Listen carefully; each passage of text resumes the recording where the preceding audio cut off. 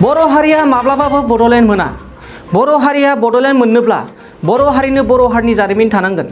Legacy थानांगौमोन। बेखायनो बर' हारिया माब्लाबाबो बड'लेण्ड मोना। आरो बनसुआ बड'लेण्ड बिनायनि एबा दाबिनायनि गुदियाव राजखान्थियारि खैसार थानाया रोखा। बे बाथ्राखौ जोंखौ बुंदों होननानै गोरोन्थि दासान। बे बाथ्राखौ बुंदों बड'लेण्डनि अनगायै दुवार ओनसोल रायजो दाबिनाय दुवार ओनसोल परिसंघनि आफादगिरि परबिनास नार्जारि बिथाङा। बेखौ बुंदों खौरांगिरि मेलनि गेजेरजों। नोंथांमोना मिथिगौदि साननैसो सिगांनिफ्रायनो दावराव देख्रेब आरो दुवार ओनसोल रायजो दाबिग्रा परबिनास नार्जारि बिथांमोननि साननाय बुंनाया गोरोबलायैयाव गावजों गाव गोबां दान्थे बिदान्थे सोलिगासिनो दं। सानसेनि उनाव सानसे काउन्टार होलायनायखौ नुगासिनो। बेनि गेजेरावनो फिन परबिनास नार्जारिया दावराव देख्रेब बिथांखौ गोख्रों सोंखारिदों। दावराव देख्रेब बिथाङा गासैबो समाव गाज्रि सोदोब बाहायो बायदि बायदि होनना सोंखारियो। लोगोसे बनसुआ दिल्लीयाव बड'लेण्ड बिहैनायनि आन्दोआव आबुङै राजखान्थिनि खैसार दं होननानै फोरमायो परबिनास नार्जारि बिथाङा। दानिया फैदो परबिनास नार्जारि बिथाङा बनसु आरो दावराव देख्रेबखौ थारैनो मा फोरमायमावदों एबा मा सोंखारिदों जों आबुङै मिथिना लादिनि। बड'लेण्डआथ' 100% जायोब्ला बे नमेनक्लेचारा सोलायनांगौ आरो जोङो जायनि जुनै दुवार ओनसोल जोंहा जे हिस्ट्रि मा बुंगोन बा बड'लेण्डखौ बुंगोन। बड'लेण्डआ माब्लाबो जाया। नोंथाङा बेखौ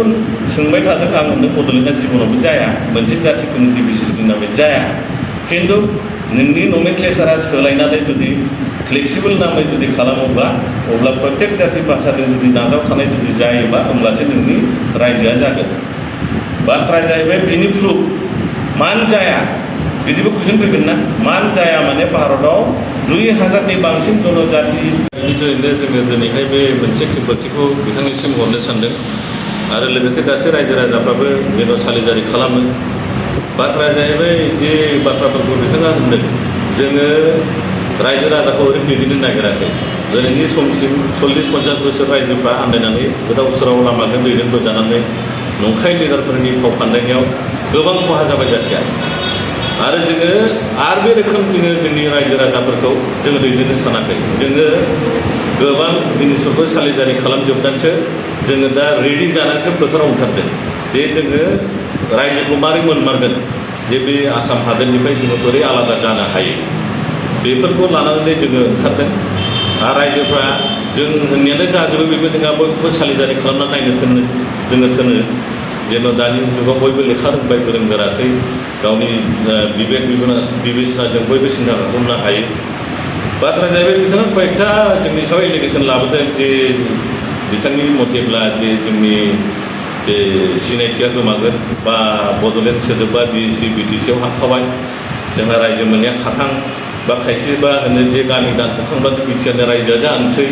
नाना रोखोम खोथा आरोखि। दा जोंनि पाब्लिकफ्रा बेफोर खोथाफ्राव गलायजानो नाङा। जे सैथोथाया बबे लामाजों थांब्ला मोनमारगोन बेफोरखौ सालिजारि खालामनानै नायनांगौ। बाथ्राया जाहैबाय जोंनि सिनायथिया बा जोंनि जे बर' सिनायथि बा बे एलेकानि जेसेबां सिनायथि बा आदार कमिउनिटिनि सिनायथि रावहाबो सिनायथि गोमाया। बेखौ जोङो दाथि भाबै होननो हायो। मानोना भारतनि जेसेबां एलेकाफ्राव दा गोदान गोदान रायजो जानानै थांखांबाय बेफोरनि जेरेखम हमना लादो नोङो अरुणाचलाव बाव थाग्रा जातिफोरनि आइडेन्टिटिया जाहैबाय नोङो सिनायथिया जाहैबाय नोङो आबरनो अकला दखलानो। नाथाय बिसोरनि रायजोआ मा रोखोम जादों, मोनसे सान ओंखारनायनि रायजो होननानै बुंदों आरो। दा बे ग्राउन्डआव बाव थाग्रा जातिफोरनि आइडेन्टिटिया गोमाजोब्बाय नामा? आबर अकला दखलानि अरुणाचल रायजो जानायखाय गोमाजोब्बाय नामा? गोमायाखै, दाबो दङ।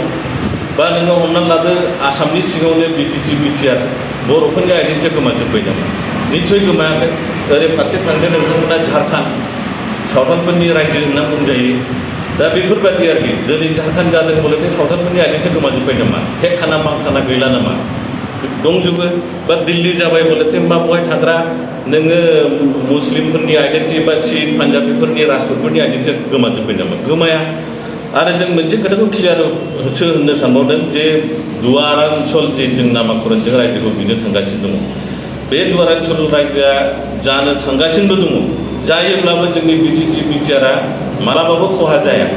बा जोंनि आइडेन्टिटिया गोमोरा। जेरेखम नोंथांमोना मिथिगौ मेघालयनि सिङाव जे खासि हिल्स, जयन्तिया हिल्स बेफोरो 6 सिडुल एरिया बा नोङो अट'नमासफोर दङ। दिनैनि दिनाव मेघालय जादों बलेथे माबनि खासियाफोरनि नोङो माबाफोरनि आइडेन्टिटिया गोमाजोब्बाय नामा? गार'फोरनि गोमायाखै। दा बेफोरबादि खोथा आरोखि। ओंखायनो नंखाय बेबादि गोदाव सोराव खोथा होननानै पाब्लिकखौ गन्दगल गुलुं गुजुं खालामनो नाङा। जे जोङो रायजो मोननो थांगासिनो दङ रायजो मोनखांब्लाबो जोंनि सिनायथिया अराय थागोन आरो लोगोसे बे जे नोङो बिथांमोननि जे बड'लेण्ड कनसेप्ट बिजोंहाय जुदि रायजो मोनोमोनबा बे बिटिसि बिटिआरआ जोंनि नुनायाव थाया मानोना बे डिजल्भ जागोन मानोना मोनसे जाथि कमिउनिटि हारिनि मुङै जुदि मोनोमोनब्ला होनदों आरो मोनोब्ला बे अट'मेटिकलि डिजल्भ जागौमोन होमब्ला जोंनि जे रैखा कबचफोर दंमोन ट्राइबेलफोर माहारिफोरबो जे रैखा कबच बे 6 शिड्युलफ्राव दंमोन बिसोर गासिबो माने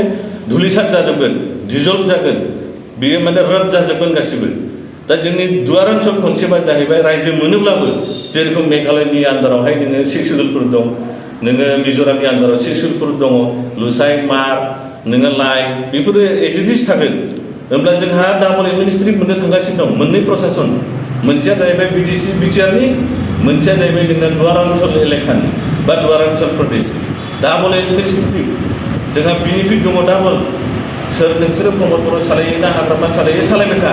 जोंहा बुंनांगौ जेबो आपत्ति गैया आरो मोनसेया मोनबावगोन मा जे गासै दुवार ओनसोलखौ लानानै नोङो मोनसे आलादा रायजो मोननो थांगासिनो दं आरो बिनि एडमिनिस्ट्रेटिभ आरो बिनि उनाव बिथाङा होनदों जे मा होनो बर' जे नोंसोरो सिनायथिखौ बेकग्राउन्डआव फोजोबगोन जों होनदों जोंनि अरिजिनालिटि जोंनि सिनायथिया जोङो काछारिखौ माने होनो मेस बर' मेसे बर' कछारि जोंनि अरिजिनेल आइडेन्टिटिया बिसोर जोंहा बर' होननानै सिनायथि लानो जोंहा लाजिनांगौ जेबो खोथा गैया जोंहा प्राउडसो जायो जे जों बर' दा बिथांमोना बुंदों बड' जों दाखालिबो होनखांबाय बड'नि खुनु अरिजिन जेबो गैया जोङो आसलथे जोङो बर'सो आरो जों ओरैहाय नोंथांमोना मिथिगोन ओरैनिखौ नों काछारि आरो सोनाब फारसेथिं जे मेस नोङो नेपाल हाजोनि मानसिफोरखौ मेचे होनो बा बेंगलावबो गोबांथार बेबादि दङ बा टट'जात माने टट'पारानो मेसपारानो बेबादिसो जोंनि सिनायथिया ओंखायनो नों जारिमिनखौ बिसोरसो बारस'दों जों बारस'वाखै दा जों जारिमिनखौसो बोखांदों ओंखायनो जोंनि सिनायथियाबो गोमाया बे नंखाय गलाय खुस्लायनाय बाथ्रा ओंखायनो रायजो राजाफोरखौ खावलायो जेन' बिथांनि बे गोदाव सोराव होनलाबायनाय बाथ्रायाव जोङो बल जानो नाङा माबा गौतम बुद्धआ माबा बर'मोनलायनो बड'निफ्रायबो फैदों होनलाबायो मा डकुमेन्टेसन दं बिथांनाव जुदि गौतम बुद्धआ बड'निफ्राय बड' जादोंब्ला दानि बर'फ्रा गासिबो बुद्धिस्ट जाजोबनो नाङा बेहाय बुद्धिस्ट जाजोबनांगौ ना बेहाय जोंथ' बुद्धिस्ट नङा जोंनि सिनायथि दं जोंनि धोरोम दं जोंनि मा होनो कालसार दं गासिबो आलादा बेफोरबायदि खोथा आरोखि गुदि गैया बिजौ गैया नाना रखम खोथा बे माने बिथां मा होनो दावराव दैख्रेबनि बाथ्रा आरो बे नोंथांमोना दावराव दैबाखौ सोर होननानै मिथियो दासिमाव आंथ' मोजाङै मिथिया मा नामाकरणखौ मोजाङै मिथिलायलाङा माबा सुरक्षा मन्चनि माबानो आरो बिथाङा बेसे गिदिर लिडार आं बेखौबो मोजाङै मिथिया आरो बिनि खोथा बाथ्राथ' नोङो गासिबो स्लेट लेंगुवेज माने नाङा फाङा नांलायनो लुबैनानै माबा मोनसे बे रोखोम कारेक्टारिं खालामबा बे रोखोमनिसो जों मानसिखौ नुनो मोनो आरो 3 नम्बर खोथाया जाहैबाय जे जोंनि माबाया संबिधानाव हाबखाबायनो माने भाषाया संबिधानाव हाबखाबाय बा 8 शिड्युलाव हाबबाय थिगैनो दङ खिन्थु बाथ्राया जाहैबाय जुदि संबिधानाव हाबखानायब्ला मानो आर्टिकेल नाम्बार 23 मथे बा आर्टिकेल नाम्बार 244A मथे मानो फुल फ्लेज स्टेटखौ लाबोनो हायाखै मानो नोङो दिनैनि दिनाव बिटिआर बिटिसि बिएससि बियो एखे स्टेटास काउन्सिल थारमाने जों मारासो होगासिनो दं माइ मारा जेरखम मोसौआ मारा होयो माने जुदि जोंनि संबिधानाव हाबखानायब्ला जे मोनथारनोसै जोङो रायजोखौ जों गोदानै आर्टिकेल मथे नोङो आलादा रायजो मोननांसिगौ दा बेबादि जोङो गोजौआव दावखोआखै गुबुन साइडनि जायगाफोरखौ नोंथांमोना नायनो हागोन लादाख डिस्ट्रिक्टनिफ्रायनो इन्ट्रडिउस जादों कयेकथा जायगा दं डिस्ट्रिक्टनिफ्राय डाइरेक्ट स्टेट जोंनाथ' बिदि दावखोआखै दा बेफोरबादि आरो जोङो गोबां सालिजारि खालामना नायजोब्बाय बड'लेण्ड स्टेटआ मालाबाबो जाया बे मोनसे जाथि कमिटि बिसेसनि मुङै बा फोलेर गथ्र समुदायनि मुङै मोनसे फेमिलिनि नामै जे भारताव दानि गोदान भारताव बड'लेण्ड होननाय मालाबाबो जाया जों बेखौसो होनदों जों होनदों बिनि बड'लेण्ड होननायनि नमेनक्लेचारा लिंगुइस्टिक लाइनजों मा जायो नमेनक्लेचारा बिनि अर्थआ मा जायो बिनि मा होनो मिनिङा मा जायो बिनि ओंथिया मा जायो जोङो दावराव दैख्रेब बिथांखौ बेखौसो होनदों भुमि बड'लेण्ड लेन्ड दा बेफोरबादि डाइरेक्ट मोनसे जाथि कमिटिनि बेसिसनि नामै दानि भारत हादराव गोदान रायजोखौ जाया होनदों जों ओंखायनो जों होनदों जेरखम अरुणाचल बिनि डिफिनिसन अर्थ मिनिङा मानिया अरुणाचलनि मानिया संस्कृतनि सोदोब बियो जिस दिशा से सूरज उगता है उसी दिशा को उदयाचल कहता है आरो दा बाव थाग्रा जेसेबां जाति भाषानि मानसि दं बिसोरनि आइडेन्टिटिया गोमाजोब्बाय नामा दाव देखोरनि मथेलाथ' गोमाजोब्बाय दा गैला बहाय गुबुन हारिफोरसो हयथ' जंगलि मंगलिसो दङ बा जोंनि आसामावनो दा जोङो बिटिसि बिटिआर जोंनि आइडेन्टिटिया गोमाजोब्बाय नामा गोमायाखै थिग बेबादिनो जोङो गोबां रायजोफोरखौ सालिजारि खालामनो नायजोब्बाय भारतनि खुनु मोनसे एलेकायाव गोदोनिफ्राय लानानै गोदान जे रायजोफोर जादों मोनसेबो जाति कमिउनिटि बेसिसनि मुङै लेन्ड एलटमेन्ट जानायखौ जों नुनो मोनाखै नोंथांमोना नायनो हागोन लादाख माने हाई माने रेंज माउन्टेन एरिया बियो मोनसे मा होनो प्रभिन्स बहाय ले कारगिल लादाख बे एलेकाफोर थायो माने लिडिं टु ए माउन्टेन पिक बे ओनसोलनिसो नाम मोनसे एरिया बियो जिअग्राफिकेल बेथ' जाति कमिउनिटि बेसिसनि मुङै लेन्ड बिनाय जायाखै बाव थाग्रा जातिफोरा जाहैबाय नोङो आर्यान लेपचा तामां बेबायदि नाना रोखोम जाति मोनगोन आरो बिथाङा होनदों पान्जाबनि मानिया जाहैबाय पाँच नदियों का जाबर दाखालिबो होनखांबाय जोङो बे जातिफ्रा जाहैबाय नोङो सेनाब मा होनो रवि ब्यास आरो बेबायदि मोनथाम मोनसे फ्रन्टआ थाबाय नोङो पान्जाबाव बाखि नोङो पार्टआ थाबाय नोङो इन्डियाआव बाव थाग्रा जाति नोङो स्पिकिंआ जाहैबाय सिख बेफोरबायदि खोथा आरो थारैनो नोंथांमोननि थाखायबा भारत हादराव गोदानै आलादा रायजो सोरजिनायनि सिमां गैया नामा माने सरकारा भारत हादरनि दा गोदान रायजो सोरजिनायनि प्रसेस दङ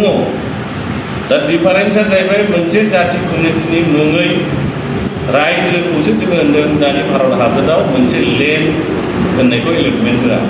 खिन्थु रायजोआ दाबो होयो थारमाने 1956 रिसार्चनि मथे बहाय होनदों जे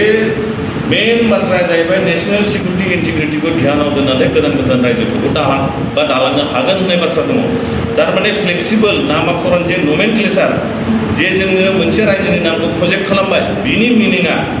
माने फ्लेक्सिबल जानांगौ जे प्रत्येक जाति कमिउनिटि भाषानि मानसिफ्राबो एक्सेप्ट खालामनो हायो बा जोंनि मातृभूमि होननानै बुंनो हायो बड'लेण्डखौ मोननो थाखायबा माबायदि खामानि मावनांगौ होननानै नोंथांमोना सानो जुदि बड'लेण्डआथ' 100% जाया जायोब्ला बे नमेनक्लेचारा सोलायनांगौ आरो जोङो जायनि जुनै दुवारान्चल जोंहा जे हिस्ट्रि मा मोनगोन बा बड'लेण्डखौ मोनगोन बड'लेण्डआ माब्लाबो जाया नों आं होनदों बड'लेण्डआ जिबनावबो जाया मोनसे जाति कमिउनिटि बेसिसनि नामै जाया खिन्थु नोंनि नमेनक्लेचारा सोलायनानै जुदि फ्लेक्सिबल नामै जुदि खालामोब्ला अब्ला प्रत्येक जाति भाषाजों जुदि नाजावखानाय जुदि जायोबा होमब्लासो नोंनि रायजोआ जागोन बाथ्राया जाहैबाय बिनि प्रुफ मानो जाया बिदिबो कुइसन फैगोन ना मानो जाया माने भारताव 2000नि बांसिन जनजाति स्वीकृति जातिफोर दङ माने भाषानि मानसिफोर दङ दा मोनसे जातिनो जुदि लेन्ड एलटमेन्ट होयोब्ला दब्लायसे होयोब्ला 1 बिघा होयोबा 2000 जन फिसालानो होनांगौ ना होआ बे लजिकसो होनगासिनो दं जोङो आरो मोनसे आर्टिकेल 244A होननाय दङ जोंनाव आसामावल' दङ बहाय अट'नमास स्टेट जायो बहाय होनदों आसामनि कुछ जनजाति क्षेत्रों को लेके मैंने संविधान को इस तरह का अधिकार दिया गया है कि जनजाति को क्षेत्रों को लेके एक संयुक्त राज्य की स्थापना की एक माने मोनसे मा होनो जोंनो प्रसेस बा जोंनो मोनसे संविधाना राइट होदों दानिया नोंथांमोना नायनो हागोन बेहाय होनदों जनजाति क्षेत्रखौसो होनदों माने ट्राइबेल एरिया माने मेजरिटी जाबायना दानि जे बिटिआर दानख'नायनि फर्मुला ट्राइबेल एरिया मेजरिटी खालामनो नागिरदों खिन्थु जोङो आरो खाना जायनो थांबावगासिनो दं आर्टिकेल 244A मोनसे जाति कमिउनिटि बेसिसनि नामै बा अट'नमास स्टेट होनायनि गोहोखौ होआखै मानोना बे ट्राइबेल एरियासो होनदों बेयाव राभानि नाम गैया बर'नि नाम गैया सावथालनिबो नाम गैया राजबंशिनिबो नाम गैया होमब्ला बे नमेनक्लेचार गोदान रायजोआ मा जागोन अट'नमास स्टेटआ अट'नमास स्टेटआव ट्राइबेलसो जागोन बे खोथाखौसो जोङो बुंगासिनो दङ नोंनिया जुदि साप'ज गाबोन हेमन्त बिश्व शर्मा नरेन्द्र मदिया लेंहरोबा अट'नमास स्टेट लेजाव आजावहायो नों माब्रै मोननो नोंनि बिनियाथ' बड'लेण्डसो मोनसे जाति कमिउनिटि बेसिसनि मुङै नोङो फेमिलिनि नामै लेन्ड बिनो थांगासिनो दङ बै संबिधानाथ' होनदों गासै जथाय बा कयेकटा एलेका ट्राइबेल एरिया मेजरिटी जायोबा बे एलेकाखौ लानानै नोंथांमोना अट'नमास स्टेटखौ दानो हागोन होननानै जोंनाव स्पेसियेल मोनसे आर्टिकेल नाम्बार 244A आसामाव दङ नोंथांमोननि गुबै थांखिया मा मोनसे माने हठात 2020नि उनावहाय जे कम्प्रिहेन्सिभ फाइनाल सल्युसन जाखांनायनि उनाव पाब्लिकफ्रा आन्दायदों जे जोंना रायजोआ गैला नंगौ गैमारा फाइनाल जाखांनायनि उनाव जोंथ' मिन्थिगौ जिनिसा जाला ओंखायनो जोङो दा प्रसार खालामगासिनो दङ जे जोंनो रायजो जेरैखायबो नांगौ रायजो राजाफ्रा बुजिनांगौ जे बे फुराना लामा बड'लेण्ड होननाय सोदोबजों जों आलादा रायजोखौ मालाबाबो मोना आरो जुदि रायजोआ मोनथारनांगौब्ला हिस्ट्रि बेकग्राउन्ड नांगौ लेगेसि नांगौ जायनि जुनै जोङो बे जिनिसखौ फोजाखांदों आरो बे दुवार ओनसोल एलेकाया हिस्ट्रि बेकग्राउन्डआव क्लियार बे एभिडेन्सफोर दं ट्रिटिफोर दङ सेन्सुला एग्रिमेन्टनिफ्राय लानानै 1949 सिम भारतआ बेखौ रिभाइस खालामबोबाय थादों एग्रिमेन्टखौ मा पलिसिनि गेजेरजों नोंथांमोना रायजोखौ लाबोनो नागिरदों पलिसिया जेबो गैया सिम्पल जों जे जा प्रसार खालामदों बे लामाजों थाबायबानो जों दिल्लीसिम जोङो रायजोखौ ओरैनो मोननो हायो मा रायजो जागोन दुवार ओनसोल होननानै बुंदों जों नामाकरणआ 18टा दुवार्स दं जोंनि साहा बा बे बेफोर एलेकाखौ लानानै बे एलेकाया हिस्ट्रि बेकग्राउन्डजों जोंनि एलेका जे जोंनि जे लेन्ड दङ बे एलेकाखौ दुवार ओनसोल होननानैसो गोदोनिफ्राय जारिमिनाव लिरनाय दङ नाथाय दावराव देखायमोना दिनैसिमबो आलादा रायजो सोरजिनायनि नामाव सोमावसारनायखौ दोनथ'वाखै सोमावसारगासिनो थांनाय बावैसो दिल्लीयाव बिथांमोना सोमावसारदों बेनि खेत्रआव नोंथांमोना मा मेसेज होगोन दा बेखौनो होनगासिनो दङ जोंथ' नुनो मोन्दों बिथांमोना पियरलि पलिटिकेलि मटिभेटेड बिसोरनि बेकग्राउन्डआव गोबां मानसिफोर दं जों नामफोरखौ बुंनो सानला आरो बिथांमोना मिन्थियो हसे इउपिपिएल बा एबसुनि थोङैब्ला होनो कम्प्रिहेन्सिभ फाइनाल सल्युसन जाबाय बेखौहाय नोंसोरो फानना फैबाय बे जोबथा एकर्ड गावसिनियाव मानो प्रजेक्ट जायाखै होमब्लाथ' पलिटिक्सखौनो ओरैनो नुहुरो बिसिनिब्ला जोबो नोंसिनिबा खुला मा भाषा जादों बे खिन्थु कम्प्रिहेन्सिभ फाइनाल सल्युसना जों होनो बे जोबथा माने जोबथा बे लामाजों नोंथांमोना आरो बर' जाथिखौ दैदेननो हाया आंथ' मोजाङै मिथिया मा नामाकरणखौ मोजाङै मिथिलायलाङा माबा सुरक्षा मन्त्रिनि माबानो आरो बिथाङा बेसे गिदिर लिडार आं बेखौबो मोजाङै मिथिया आरो बिनि खोथा बाथ्राथ' नोङो गासिबो स्लेट लेंगुवेज माने नाङा फाङा नांलायनो लुबैनानै माबा मोनसे बे रोखोम कारेक्टारिं थाङा होमबा बे रोखोमनिसो जों मानसिखौ नुनो मोनो आरो 3 नम्बर खोथाया जाहैबाय जे जोंनि माबाया संबिधानाव हाबखाबायनो माने भाषाया संबिधानाव हाबखाबाय बा 8 सिडुलाव हाबबाय थिगैनो दङ खिन्थु बाथ्राया जाहैबाय जुदि संबिधानाव हाबखानायब्ला मानो आर्टिकेल नाम्बार 2 मथे बा आर्टिकेल नाम्बार 244A मथे मानो फुल फ्लेजेड स्टेटखौ लाबोनो हायाखै मानो नोङो दिनैनि दिनाव बिटिआर बिटिसि बिएससि बियो एखे स्टेटास काउन्सिल थारमाने जों मारासो होगासिनो दं माइ मारा जेरेखम मोसौआ मारा होयो 6 माने जुदि जोंनि संबिधानाव हाबखानायब्ला जे मोनथारनोसै जोङो रायजोखौ जों फेरालाय आर्टिकेल मथे नोङो आलादा रायजो मोननांसिगौ दा बेबादि जोङो गोजौआव दावखोआखै गुबुन साइडनि जायगाफोरखौ नोंथांमोना नायनो हागोन लादाख डिस्ट्रिक्टनिफ्रायनो नेट्रिउटरि जादों कयेकथा जायगा दं डिस्ट्रिक्टनिफ्राय डाइरेक्ट स्टेट जोंनाथ' बिदि दावखोआखै दा बेफोरबादि आरो जोङो गोबां सालिजारि खालामनानै नायजोब्बाय बड'लेण्ड स्टेटआ मालाबाबो जाया बे मोनसे जाथि कमिटि बिसेसनि मुङै बा फोलेर गथ्र समुदायनि मुङै मोनसे फेमिलिनि नामै जे भारताव दानि गोदान भारताव बड'लेण्ड होननाय मालाबाबो जाया नोंथांनाव हान्थु सिं गोदोना आखाइनि आसि सिंस्रि दाफोना सानाय आफादावनि सानाय आथिं मिजुनाय सानाय खर' जरा सानाय आथिं फारनैबो बोलो मोनै जानजि सानानै आथिङाव साहैनाय जायखिजाया गोजामनिफ्राय गोजाम सानाय जादोंब्ला नोंथांमोना जिंगासिनो नांला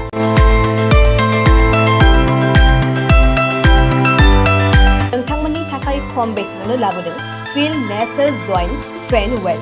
बे थाव मालिसखौ फुनोब्लानो नोंथांनि गासै सानाय जेंनाया खारगोन अब्ला मानोथो गोबाव खालामखो अर्डार आरो गोबां मोनथिनो थाखाय नैबे जानबुं नङाव फन खालाम